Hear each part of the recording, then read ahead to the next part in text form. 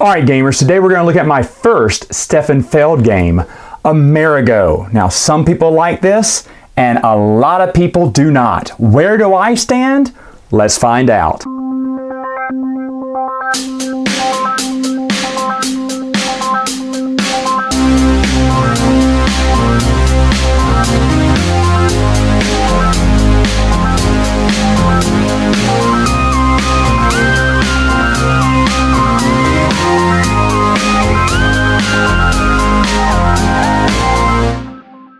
To set up the game, what you're going to do is each player is going to get their own little player board here. I'll tell you what all this means later. This is where you keep your supply and demand tokens. As you see, we put out our supply tokens here on all these islands. These are tiles that are just randomly placed out there. This is for a two-player game. As you see, the players place each one of their colored ships around the board. And you're going to be collecting supply and, of course, demand tokens over here. You'll put them here. This is the progressive track here. As you go up and you cross each one of these, you're going to get extra. You can pick up some of these progressive things on the board. After every round, these last four will shift off the board, these will shift over, and you'll bring four more out every round. Rounds are tracked by these little numbers here, these little tokens. Starts with 5, goes 4, 3, 2, and 1 is on the board to help you remember what round it is. Of course, like I said, there are islands here. They change up every time. If you have one more than 20 spaces or more, then that means they're a big island and you get to put a treasure chest on it, and I'll explain what these do in a minute. But anyway, that's the only one. This one was 19 spaces, so it just missed out becoming a big island. Now, in this example, I have one big island. In some examples, you can have 2 or 3, depending on how the tiles fall. And there's several other tiles in the box that you can keep moving on. The board will always be different, almost every game guaranteed. These are cannons. This is your cannon tracker. Cannons is what you'll need to fend off pirates. At the beginning of every round, you'll flip over one of these tokens randomly, and that's what the pirate strength will be. Now, it can be 0 through 4, but these numbers compound. So in the first round, everyone at least needs to have one cannon to fight off the pirates. But as the game goes on, in round 2, uh-oh, that's a 3, so now the pirates are a 4. And then the next one, oh no, the pirates jump to 8. So as you can see, the pirates can get more and more powerful each round, so you'll make sure you have to keep using your cannons to fire on them to survive. Now, if you cannot survive a pirate attack at the end of each round, you'll make up for whatever cannons you're lacking in victory points. You'll move down this victory point board. This is the victory point board on the outside. It looks kind of busy here, but this is the player order. Whoever's on top will start first, and then as the game goes along, you can actually move up this progressive track here, and you will be first player, whoever's first around here. The colors do mean something, but I'll get to that in a minute. So you're going to have, you have 3 little just round discs that you'll place here at all the 0 spots, and then finally you have gold, which I'll explain what that does. Gold is basically just extra actions you can take in a round or during a turn. Each one of these different colored cubes represent different actions, which I'll talk about in a minute. But if you want more than the actions that are stated on the board, you can cash in some of your coin. Now, anytime if you don't want to take an action here, you can just choose to pass and grab 2 extra coins here. Also, gold coins can be used as victory points at the end of the game. So you're going to have that out. Each player is going to have 2 ships that are randomly put out. They're going to have a stack full of harbor houses here, so when they hit one of these anchors, they can land on it, place a little harbor token. They got little victory point trackers here, so if they pass it first, you'll go to 50, then 100, then 150, then 200, which can happen in this game. You have your own little settlement tiles, which are your color, and that's how you can tell how much they are. Now, this 1 or 2 victory points depends on if you put it on a small island or a big island. So if I place this later on in the game here on a small island, then I would only get 1 victory point. If I place it here on the big island, I would get 2 victory points. There are also some neutral tokens there that you can grab, that any player can grab to help complete, an island if they want to. They cost a little bit more, but they're worth more in victory points.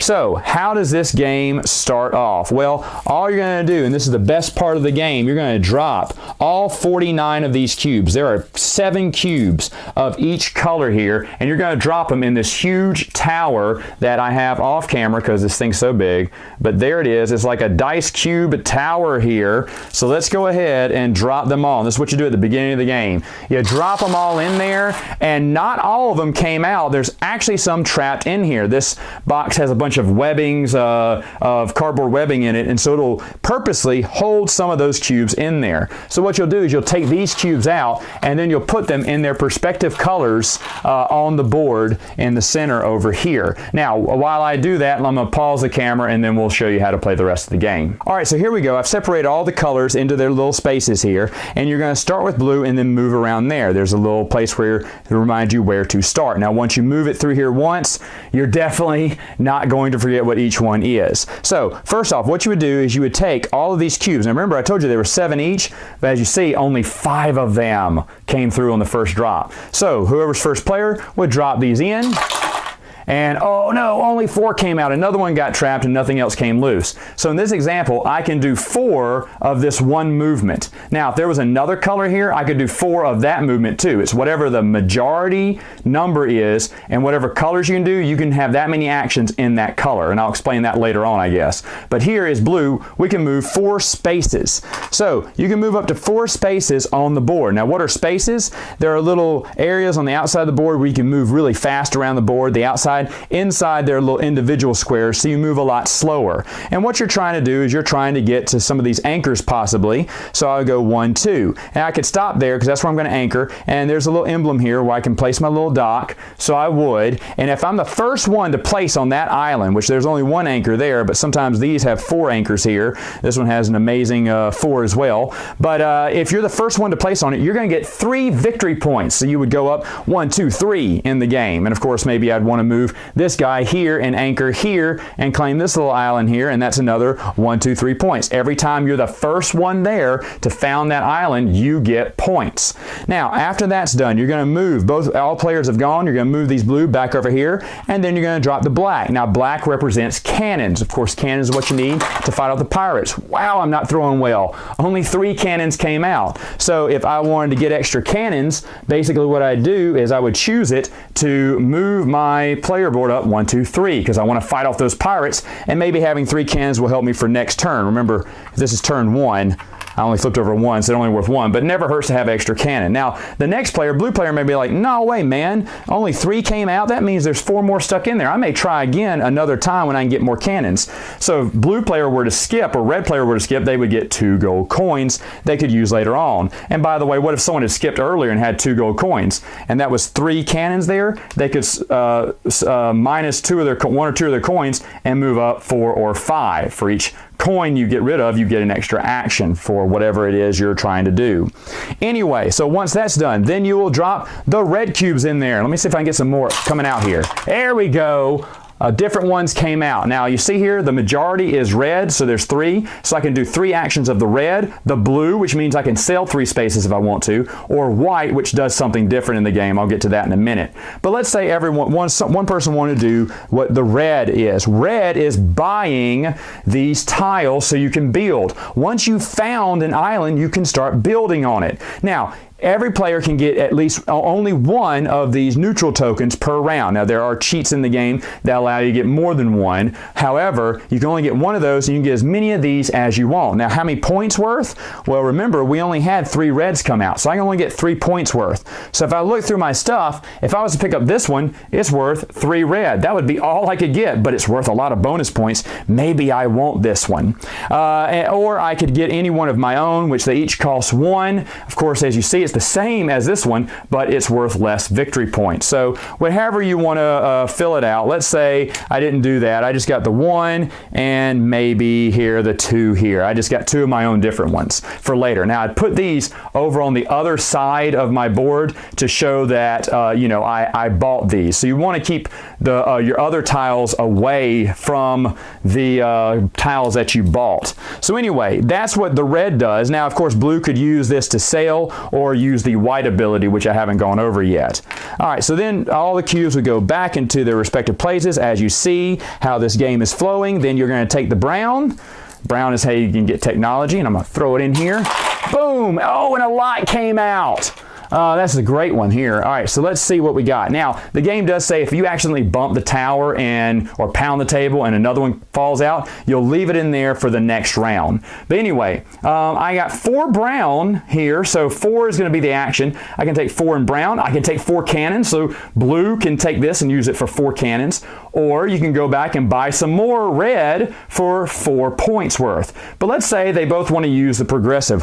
What does that mean? If they want to move up on progress and get one of these nifty neato inventions, what they can do is they will move up, and it's 4, so I go 1, 2, 3, 4. Now once I hit any of these numbers or I pass them, I can pick one of the tech trees here. And now these do different things in the game. The book gives you easy instructions, and once you've played it once, you basically can understand what each one does. But they do have these little emblems on it. This is a one-time use, this is forever in the game, and this is for the end of the game. E does. Now what you'll do, every time you buy one, you'll place it here. And even if it's a one-time use, you're going to place it here, because in the game you can only have up to 5 of these. And sometimes you may want to get these first, because these are only going to be in here for one more round, then they're going to move on. So, but you can pick whichever one you want. Now, it depends on what your strategy is going to be there, of course, too. After that, then you'll pick up the green, and again, we will drop them in the tower. Hey, got a lot of stuff here. So once again, here's the theme here. I can go up 4 in green, or I can move 4 in blue, or I can get up 4 more technology points if I want to. As you see, the higher up the tech tree you go, the more victory points you will also get as well at the end of the game. So anyway, let's say we're all going to build, and I can build up to 4 there.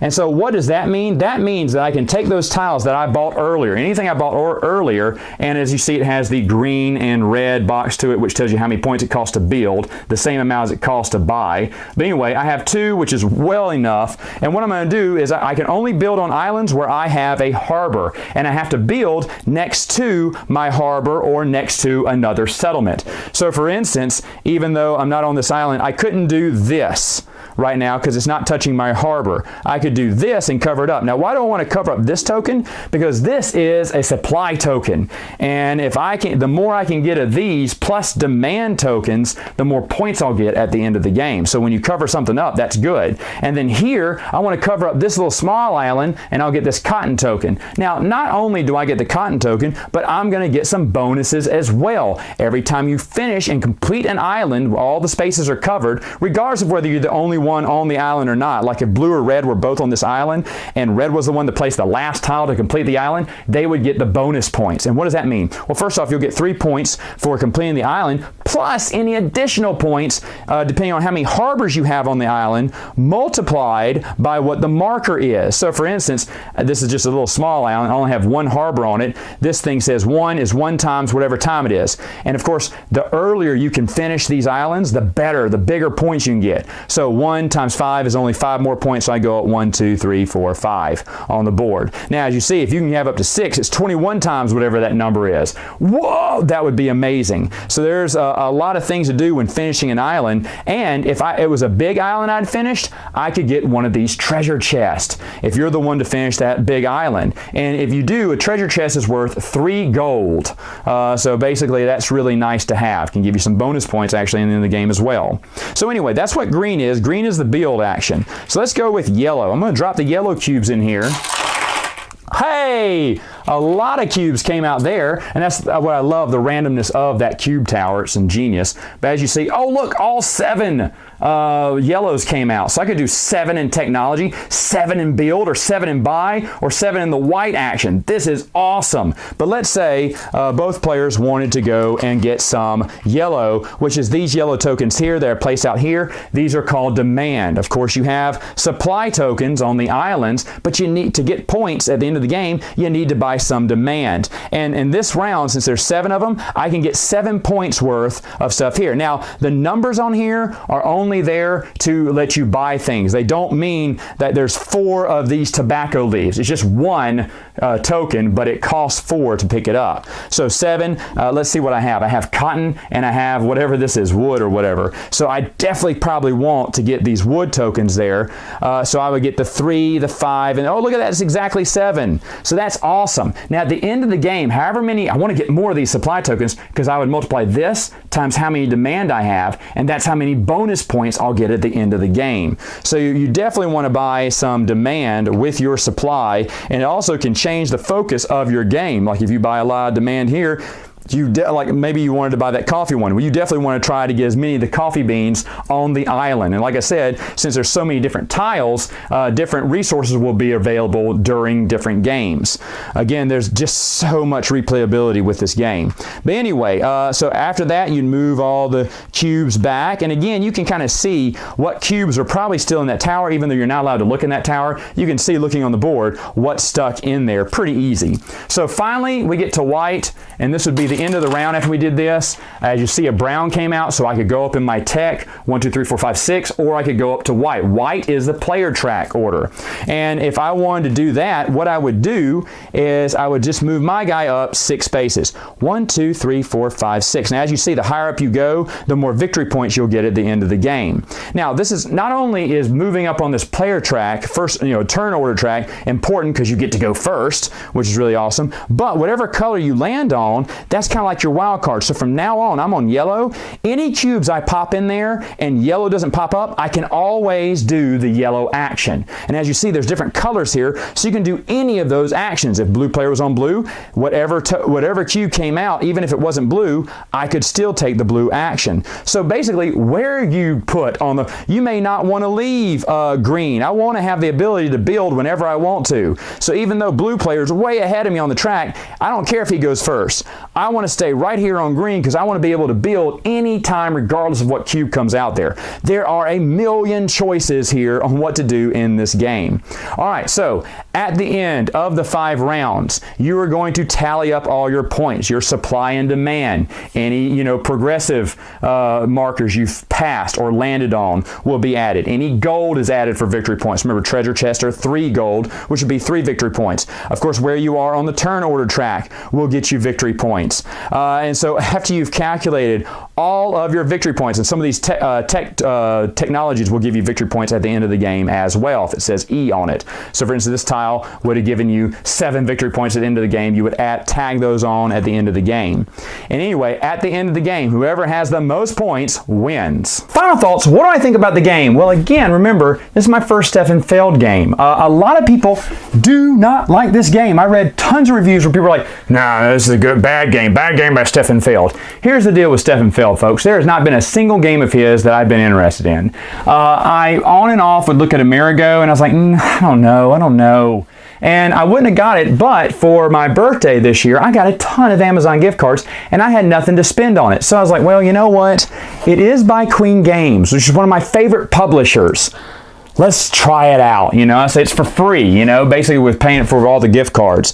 So it came in, I looked at it, I was like, oh, the game doesn't look that good. Not that good looks signify anything. I mean, look at Food Chain Magnet, one of my favorite games, and it looks horrible.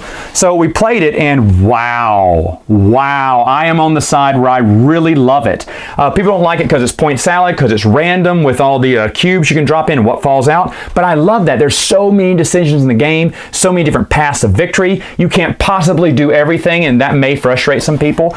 You can't make it to the top of every goal there. I almost wanted to go one more round, but that's because it's a great game. I really enjoy this. My first Stefan Feld. I may have to look at some of his other games, but yeah, so far awesome game. So the cube tower is what really makes it pop. When I play this with my nephews, they're like, whoa, and play with my game, we're like, that's so cool. So this is a really great game, going to stay in my collection. Should you get it? Absolutely. I don't know when this video comes out, but they do have a reprint that's coming out or has come out now whenever you see this. And yeah, definitely worth your time. Now, it does have 3 little mini expansions. At this moment, I do not have them. They should be coming in soon. And so I just got them. They'll just add on to the game. I don't think they'll make the game any better, but it will just add for different things you can do in the game. And but even if they didn't have those, this is a great game. All right, gamers, that's all the time I have for now. Until next time, game on!